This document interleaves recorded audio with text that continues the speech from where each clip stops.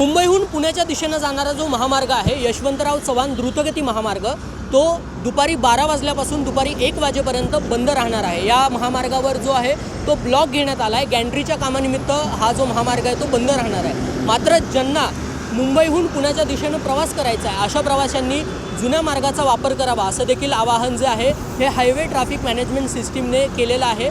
आणि याच माध्यमातून जो आहे तो गॅन्ट्रीचा 1 तासाचा जो ब्लॉक आहे तो 12 वाजल्यापासून दुपारी 1 वाजेपर्यंत 1 तास असणार आहे।